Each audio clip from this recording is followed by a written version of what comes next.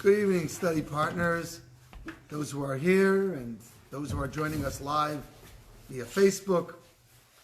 So we're very excited to be starting a new Masechta. This is somewhat of a complicated and complex Masechta, the Masechta of Eruvin. Eruvin talks about an Eruv, how we combine different properties. It also talks about the Eruv, one like we have around Fair Lawn, which allows people to, which combines different properties together to create one general property, which allows us to carry on Shabbos, and the complex laws that relate to it. So preliminary understanding of some of the general ideas of carrying on Shabbos and properties and so on and so forth is in order so that it'll flow a little bit better while we're learning the Mishnah. Number one, Reshus HaRabim. We have to understand what the terminologies that we're going to be using over and over again throughout the Masechta. So, first of all, there are four types of domains. Reshus HaRabim is a public domain. Reshus HaRabim, it's the public domain. So a public domain is a highway, a busy street. That's called a public domain.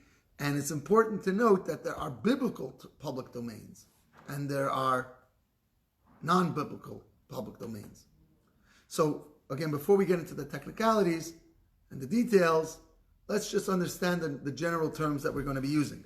Reshus HaRabim, this is a busy thoroughfare. Now, according to Rashi and some other poskim, and they say that a Reshus HaRabim requires 600,000 people passing through, which is, where do we get the number 600,000? That was the amount of people who were counted, the counted people who were in the desert encampment, in the Jewish people's journeys through the desert for 40 years. Others don't believe that a Reshus HaRabim needs necessarily 600,000 people passing through in a day. Be that as it may, Reshus HaRabim, public domain. Reshus HaYachid, private domain. Private domain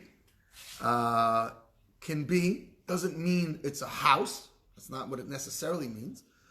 But a private domain is any area measuring at least 4 tfachim, 4 fists wide. So it could be, 2 feet. Well, it's according to Chaim Noah, a fist is about could be about 13 inches, according to one opinion. As small as that, could be a little bit bigger. Let's say between 13 inches and, like you said, 2 feet. Just for example, and you have a column that's in the middle of a Reshus HaRabim, middle of the public thoroughfare, there's a column. Perhaps it's there to hold the light post. Okay, now the light post is not, you jump on top of there. On top of there is a private domain. That's called Reshus HaYachid. 4 tfachim wide. A tefach is a handbreadth. 4 tfachim wide by 10 tfachim high. So again, according to Chaim Noah, that would be about 13 inches by about 31 inches. Somewhere in that ballpark. Not very big. Nevertheless, that's called, from a biblical perspective or relation to biblical commandments against carrying on Shabbos from one domain to another domain, that's a Reshus HaYachid. That's a private domain. Then there's what's called a Carmelis. A Carmelis is a place that's at least 4 square fists, but cannot be called not a Reshus HaRabim and not a Reshus HaYachid. A Carmelis could be a field. A field is not a public thoroughfare. Come on in, there's plenty of room. a public thoroughfare. I'm sorry, a field. A field, no one lives there. It's not, there's no gate around it. A baseball field in the park. No one lives there, but it's hardly a public domain. It's not where people are passing through in mass. You have a couple of dozen people playing in the park. That's called a Carmelis. Carmelis is neither here nor there. It's the origin of the word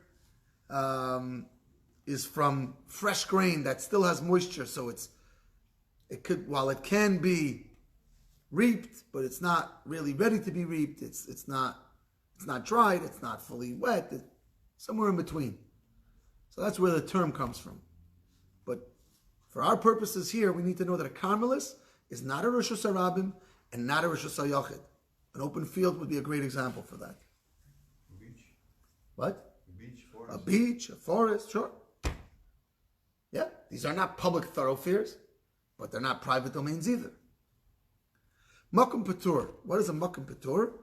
A Makom Patur is also not part of a public or a private domain because they're lacking the qualifications that make it a Carmelis. A Makom Patur, a simple example of a Makom Patur would be high up in the air. High up in the air, so if one were to throw from one place to another place, that's a Makom Patur. And again, we're going to get into more of the nitty-gritties throughout the discussions in the Mishnah. But I just wanted to go through the four Rishuyas, the four domains. Briefly again, Rishus HaRabim, public thoroughfare. Rishus HaYachid, a private domain. Doesn't mean it's private, it just means it fits a certain characteristic. It could be the top of a post. It could be the top of a mailbox. That would be a Rishus HaYachid. Carmelis doesn't meet those definitions. It has to be at least 4 fists, 4 tefachim by 4 tefachim, and it cannot have other characteristics. Again, we'll get into the more details. And a Makom Patur is a place which literally means an exempt area. It's not garnished. Not garnished, it's exempt. Now, from the Torah, on a Torah level, Hachnasa and Yitzia, from a Rishus HaRabim to a Rishus HaYachid. On a biblical level, the prohibition on Shabbos is from carrying from one Rishus to another, from a Rishus HaRabim to a Rishus HaYachid, or from a Rishus HaYachid to a Rishus HaRabim, from a public domain to a private domain. These other domains, the Makom Patur and the Carmelis, are not included from a Torah level. The rabbis came and said, it's going to be difficult to delineate what's private, what's public. Carmelis can sometimes be a little bit confusing. And so they give it all the strictures of a public and a private domain. So you can't carry from a Carmelis to a public domain or from a Carmelis to a private domain, even though it's neither. But again, on a biblical level, you only cannot carry from public to private and private to public. Mm-hmm. Also, halacha Moshe Messinai. This is not in the Torah, but halacha Moshe Messinai, law passed down in tradition, is that you're not allowed to carry 4 amis, 4 cubit feet, in a public domain. So you can't pick something up in a public domain, walk 4 feet, and then put it down there. That's carrying in a public domain. That's halacha Moshe Messinai. So I think that's what we need to know for right now, in order for us to get started. Now, I just want to go over the measurements. Again, there's the Chazon Ish, there's Igros Moshe, and there's Reb Chaim Noah. Reb Chaim Noah, this is what we follow in Chabad for our measurements. He says a tefach is 3.15 inches, and an amma is 18.9 inches. It's a little bit more than 1.5 feet. Okay. Now, Mishnah Aleph of Eruvin Mavish hu gavay l'mayla me'esrim amo yimayit. Rabbi Yehuda Eimer Eini Tzarech. Now, really, this Mishnah should come after the second Mishnah. But for whatever reason, the compiler of the Mishnah, Rabbi Yehuda Hanasi, decided to put this in here first, mirroring a discussion that we have in the beginning of Masechta Sukkah. So now, if you have an alleyway, and the alleyway leads to courtyards. So the alleyway leads to courtyards, and on one end of this alleyway, it's blocked, and on the other way, it's open. So if you want, you could look at this picture right here.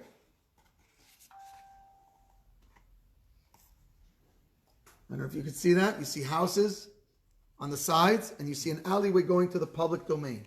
The public domain is there on the bottom and on the top. And this closed alleyway right here, people go in. So there's houses on the right, and there's houses on the left. Now, this alleyway is closed on one end and open on the other end. And it's open, what? Like a dead end. It's a dead end, right. It's like a dead end street with houses, with courtyards, with houses on each side. Yeah, very good. So now a dead end, that's not a public thoroughfare. Obviously not. However, so carrying from one courtyard into the alleyway and then into another courtyard should technically be allowed on a biblical level. Now the rabbis were concerned because since there's no gate on to the entrance of this dead end that's blocking off this dead end street or this dead end alleyway, so they were concerned that if you're going to carry in this from your house into this closed alleyway, you may end up taking some steps out into the public domain. And then you violated a biblical commandment. So now, what could you do? What you need to do is you need to put a beam over the alleyway. And if you put a beam over the entrance of the alleyway, so now you have a visual. Until this beam, I can walk, I can carry, I can do whatever I need to do. Past this beam, usher, because that's a public domain, and so I have this visual. So now, the question is, how high can this beam be? So if the houses are very tall, or the buildings are very tall, on this alleyway, so how high does it have to be? So now, if those who are learning Masechta Sukkah with Rabbi Bergstein on Tuesday nights, and those who studied the Mishnah with us when we learned Masechta Sukkah, we remember that there was an argument between the Tanakama and Rabbi Yehuda. Tanakama said, how high could the schach be? Only up to 20 amas. Rabbi Yehuda said it could be higher than 20 amas. That's over 30 feet high.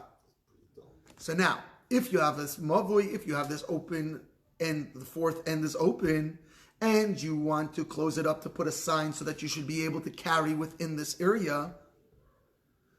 Now, mavui whose sides are higher than 20 cubic feet, which is 31 feet approximately. So so he has to bring down the sides so that the beam that he places across is within sight under 20 amas. Rabbi Yehuda Eimer Eini Tzarech. Rabbi Yehuda says that so long as there's somewhere up there a beam across, the eye will catch it and will be in good shape. There's no problem. Similar to the machlekes in Sukkah. Now, what happens? This fourth end, as we mentioned before, is open. It's closed on three ends. There's houses to the right, there's houses to the left, courtyards to the right, courtyards to the left. What happens if it's wider than 10 amas? What if it's wider than 15 feet? So now, if it's wider than 15 feet, so your eye sees the breadth the width of it. It doesn't necessarily go up. So it says the Mishnah Yimait, you have to now put a fence on one side of it, so now that the opening to this alleyway is less than 10 amas, less than 15 feet.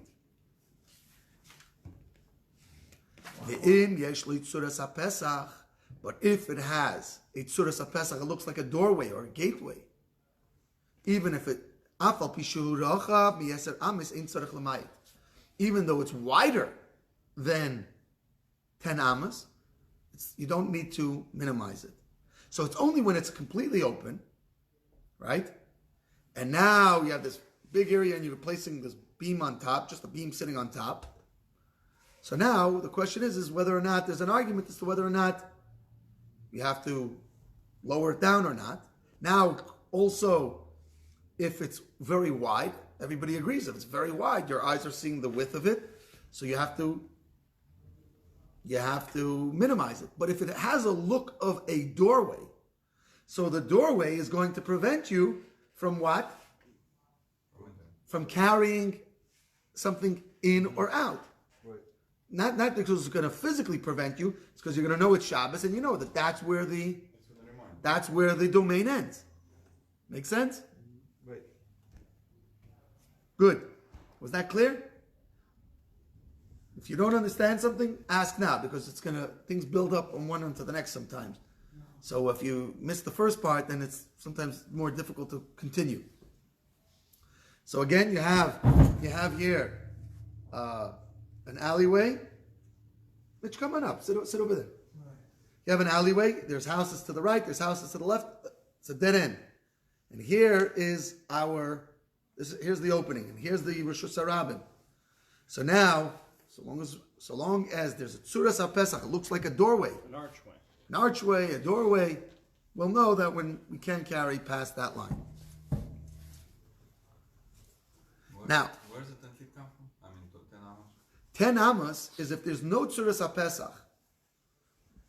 So it's just open. Doesn't look like doesn't have the look of an archway or a doorway. So you would have to close up the gap of the entrance to this alleyway to be 10 amos or less.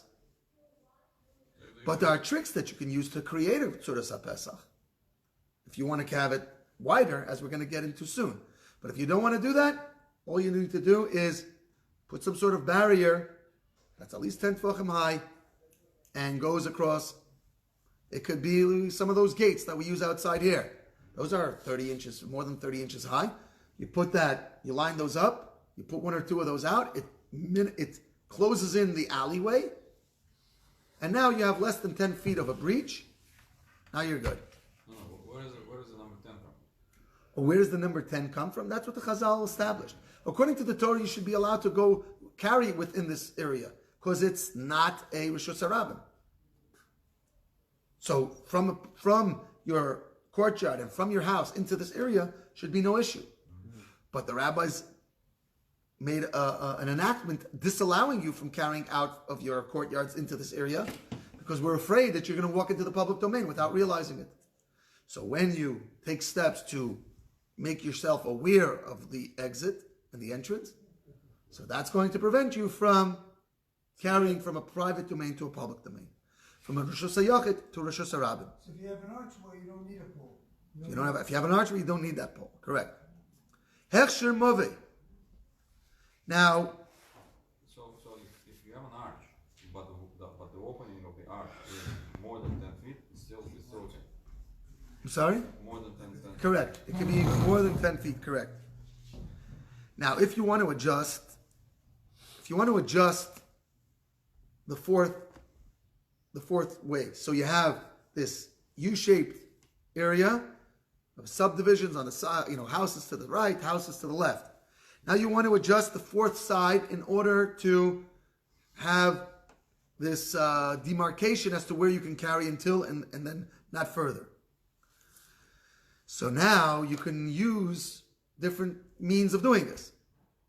Beis Shammai says, Lechi v'kaira. You need a vertical post and a horizontal post. Just one of each. So one vertical post and one horizontal post. So now when you're walking around in this area of this cul-de-sac, of this dead end, or alleyway, however you want to call it, all of these would have these types of issues. So if you have one and one, says Beis Shammai, you're good. Is it minimum one or up? Minimum one. Minimum one Could that be way, more than one that, across right? and one down. It could be 10 of them. That's a separate thing. But here we're talking about just a visual demarcation. Okay. Obviously, if you had more, it's even better. But Even better. yeah, That's but- my question. Yes. so now, if you have one going down and one going across, this is the requirement according to Beis Shammai.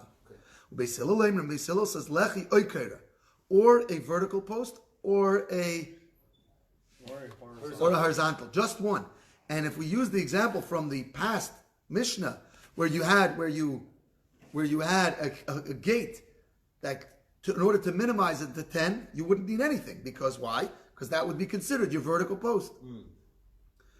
Rabbi Eliezer says lochayin, you would need 2 posts. And there's a discussion in the Gemara as to whether he means that you only need 2 posts, or he means you need 2 posts and one across. Okay? Mishum Rabbi Yishmael. Now, in the name of Rabbi Yishmael, Omer Talmid Echad Lefnei Rabbi Akiva, a student of Rabbi Yishmael came and said to Rabbi Akiva, in the name of Rabbi Yishmael, a contemporary of Rabbi Akiva, he said, Loi nechlaku veis Shammai veis Hillel mavishu pachas marba amis shuniter oivelechi oivekera. When you have a very small courtyard, you have a very small cul-de-sac. We're not talking about a big area, but a very small one that's less than 4 cubits. So it's just a little indent, a little, help me out with a better word. Cubby hole, if you will. That's only 4 amas, so they would both agree that you just need one or the other. Both Beis Shammai and Beis Hillel would agree with that. Beis Shammai would agree with Beis Hillel. So Alman Nechleku, so what are they arguing about? Al Rochav mi Arba Amas Vat Eser. When there's a breach of 4 to 10. Beis Shammai Emrim Lechi V'Keira. Beis Shammai says you need a vertical post and a horizontal post.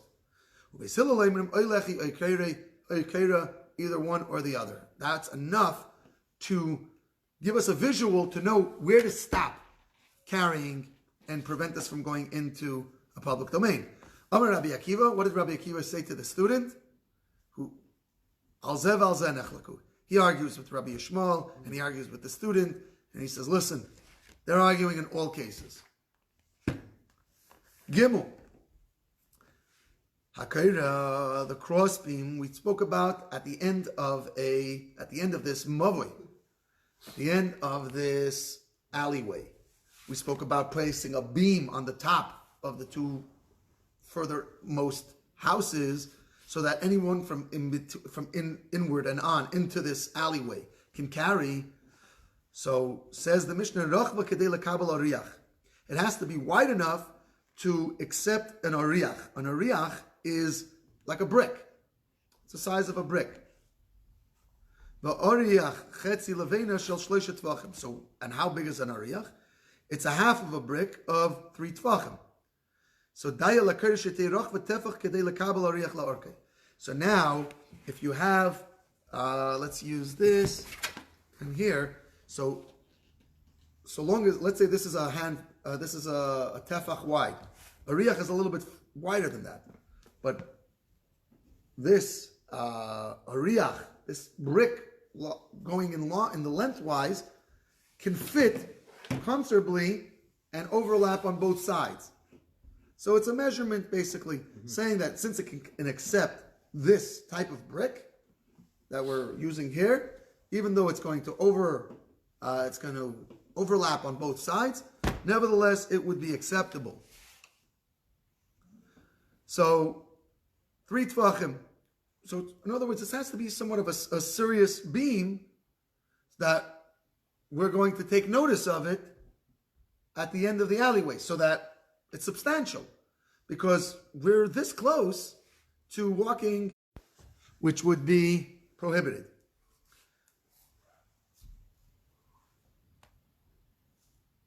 So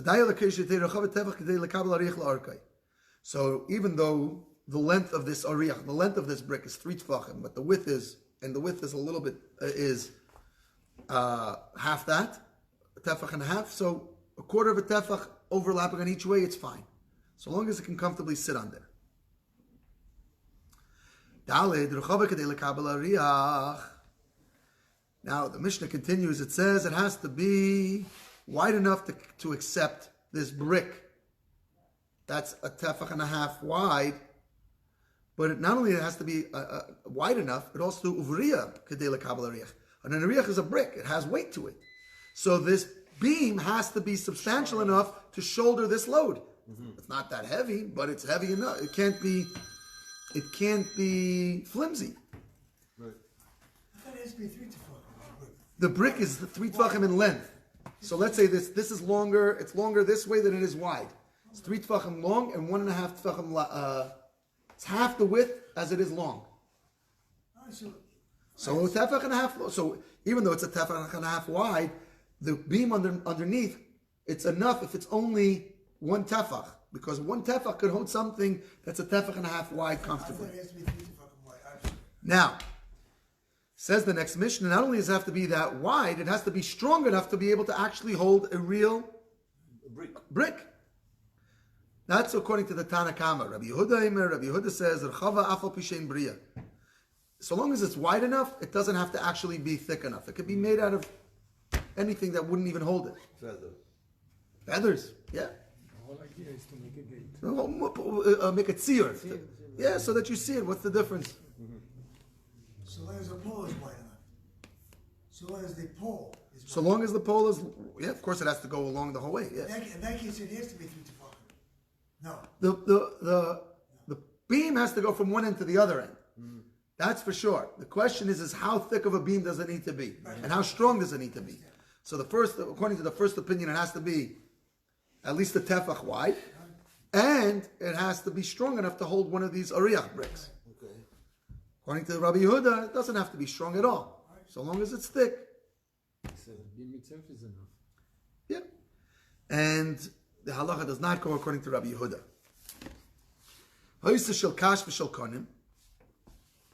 Now, what if it's made of straw or of reeds? Okay. So now, who allows it to be made of straw and reeds? Only Rabbi Yehuda. So obviously this is Rabbi Yehuda's, going according to Rabbi Yehuda here, this Mishnah, the beginning of this Mishnah, because the other one said you can't use reeds or straw. You have to use something strong. Halacha usually goes by Rabbi Yehuda. But it's not in this case. Oh, wow. He says that if it's made out of kash, straw, or of reeds, which perhaps would not be strong enough to hold, it would buckle underneath this weight. Mm-hmm. You look at it and you see, you pretend that it's metal. Would it be able to hold this ariach brick or not? That's it. Uh-huh. In other words, if we just pretend, according to Rabbi Yehuda, pretend it's metal. That's it. Akuma, if it's a zigzaggy, so pretend it's straight. Agula, if it's rounded, look at if it's a square. In other words, the point is, it doesn't actually have to hold a brick. It doesn't have to be capable of holding a brick. Just look at it and pretend that it's. And again, it kind of makes sense according to Rabbi Yehuda. Why? Because the whole point of it is that you see it. And you know that this is the demarcation line. Right. That's where we can walk until while carrying something. Period. Now, what if it's round? What if it's a pole? So we're giving you the measurements a little here. If you measure the circumference, and the circumference is 3.14, yes. So then across, it's going to be 1 tefach. So if the whole circle measures 3, so across is going to be the width. So now, how do we know again if it's round? How are you measuring? You're measuring around the whole thing and divide by 3. If it's a tefach, you're good to go. Why is it so That's an Eruv. This is not an Eruv here. This is a beam across an alleyway. An Eruv requires lechis. It's going to require posts on this side and on that side. Here we just have one beam across. You have houses on each side, so no house behind. The house is not but the house is a house. The house is not a visual beam. You carry in your yard. You can't carry. The house is not sufficient. The house is not sufficient as a pole, as a post. So here we're talking about you want to use one beam across. If you want to use one beam across, it needs to be Certain criteria. it has to be thick. Yeah, otherwise it's gonna cave in. So if it's a circular, If it's circular, divide it by 3. Take the circumference, divide it by 3. We're going to move further. Vav.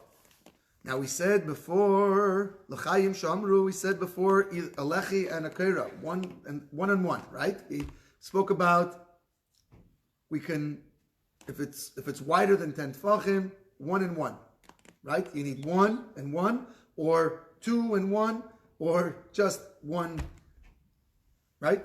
There was a discussion. There was a disagreement. So now the lechi, the lechis on either side, a lechi. How big does this lechi have to be? So this post that we're putting in order to, the vertical posts, how big do they have to be? So gavoin asar tefachim, they have to be at least 10 fists high, 10 tefachim high, 30 inches. V'rochbav ava kolshu. And it could be of any width. So it can be a ruler that's 10, a very tall ruler would be acceptable. Because you'll see it even though it's thin. Rabbi Yossi disagrees with this, and he says, it has to be at least 3 fists wide. And the halacha does not follow Rabbi Yossi. And as you see in the modern day Eruvin, No such thing. we use thin posts. Yeah. Little 1x2s are used for the lechis. Wait, lech is what? Lech is Vertical posts. Vertical posts could be anything.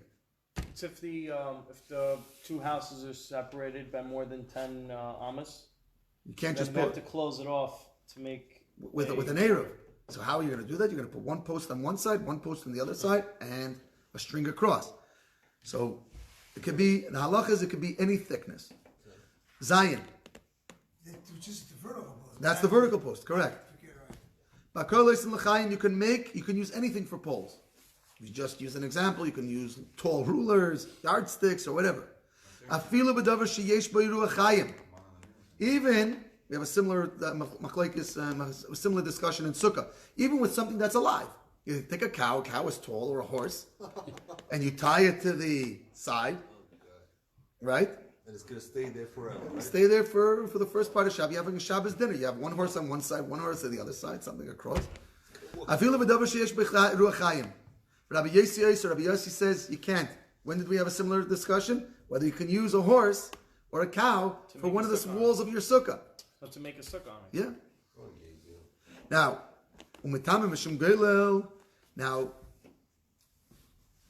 now we have another halacha here. Nothing to do with sukkah and nothing to do with Eruvin.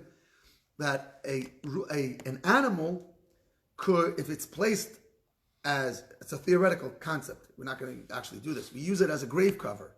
You take a big cow and you put it on top of a grave. It's a theoretical concept. So now, grave covers cause tumah all underneath it. So now, even parts that stick out over it, that are not over the area of the grave, over the corpse. So now, if you use an animal as a grave cover, it's going to be matame as a goylo, what's called goylo, a tomb cover. Rabbi Meir says, this is from Ohales, that ruach chayim, a cow does not convey tumah when used as a grave cover. So if it's sticking out its foot or its head, and you put your hand under the head or you put something underneath it, and the rest of its body is covering the grave, it will not be matame anything. How come in sukkah, if you build a sukkah on top of a corpse? We're not using a corpse. You're mixing two things. Here we're talking about a corpse. There we're talking about a sukkah. If you take schach and you put schach in between 2 horses or 3 horses. No. Talking about there's a conversation in sukkah that says if you have a sukkah and there's a So- dead body underneath or an animal carcass underneath, then the sukkah becomes tummy. Right. It's like an oil. So well, because it's an oil. So it's an Yeah, it's an oil. Oil, things are matame oil. in his stomach. So in any case, let's stick with we have a lot still to Alright. cover here. Now, furthermore, you could take a cow, a sheep, or whatever, and you could write on it, you write on its back a bill of divorce, and give it to your wife, and she will be divorced if you give her the animal for her to keep. Rabbi Yossi Aglili does not allow this.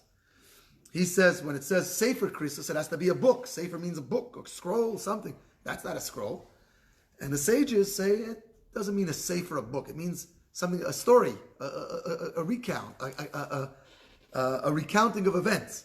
So you can actually use a cow or any other animal to write a bill of divorce to divorce your wife. Ches, let's move forward because we're running out of time.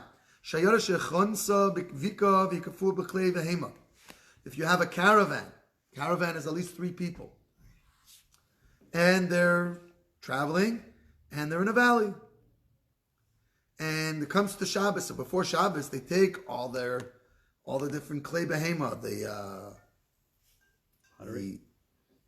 riding utensils and all the saddles, etc., and they pile them up. Okay, and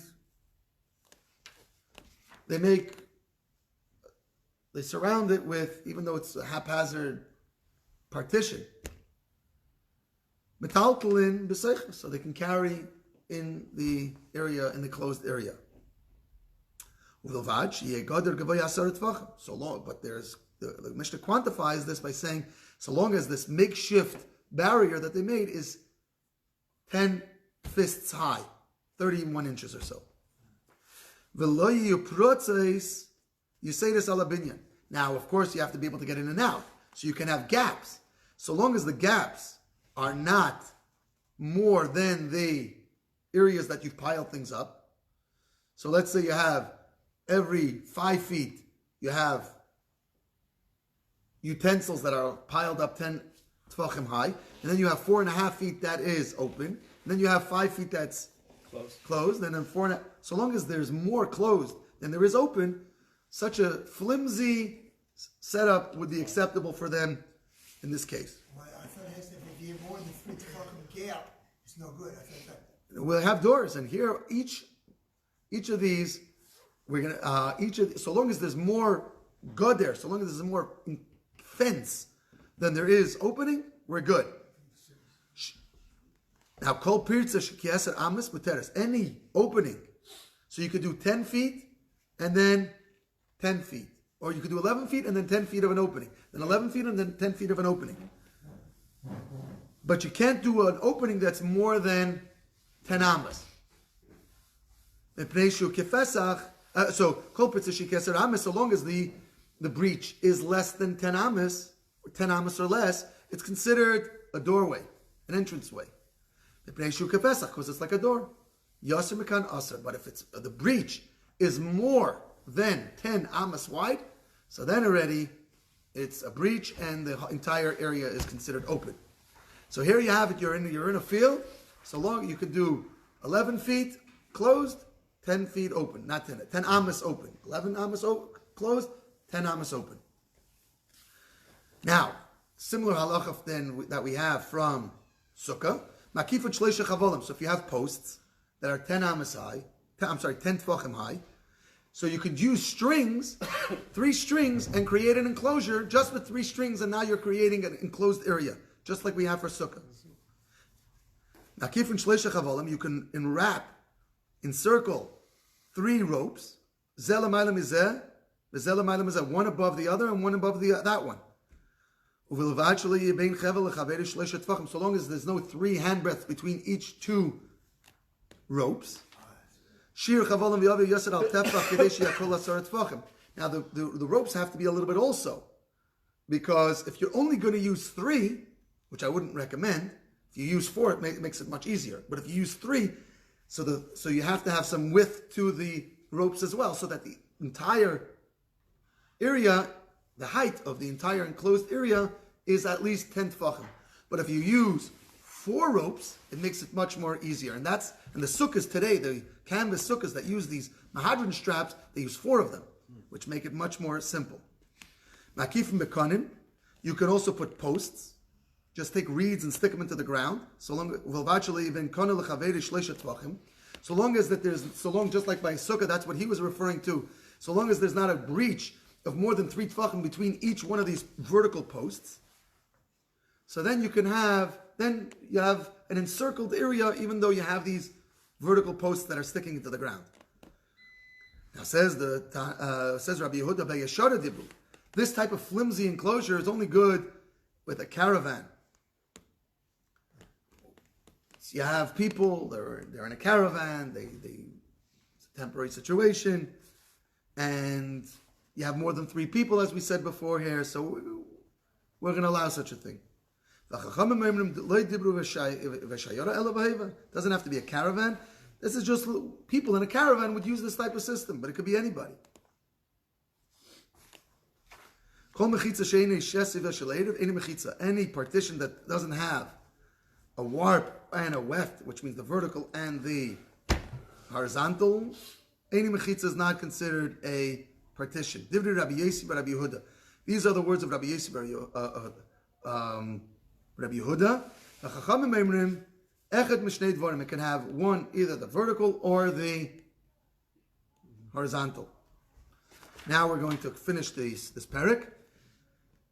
We were talking about a shayara, we were talking about a caravan, not a usual circumstance. They're in the wilderness, they're in the road. So, army men who are traveling. There are 4 things that the camp are potter from, are exempt from. The Chachamim waive their obligations.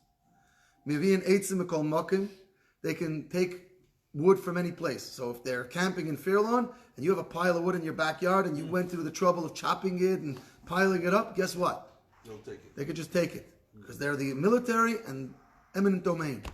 And the Chachamim made it hefker. Your personal belongings are now considered hefker. Which belongings? The wood that you chop down for fire. They don't have to wash their hands for bread. Although, as we've been discussing in the 5-minute koilo about the laws of netilas yadayim, they don't have to do netilas yadayim. They're too busy fighting. Umitmai, they're also potter. They're allowed to eat tmai. Tmai is when the Amaret says that I took out meiser. So, in most circumstances, we don't believe him. There are certain circumstances where we're allowed to eat it. Says the Chachamim, the soldiers can eat the mai. They can trust the Amaretz that he gave the proper trumas and maises. And they don't have to make an Eruv in the camp. They don't have to make an Eruv. That's a rabbinic institution. And so the same rabbis that instituted the laws of an Eruv, they said that the military camp is potter from an Eruv. Please join us again next week for chapter 2 of Masechtas Eruvin. Have a very good evening.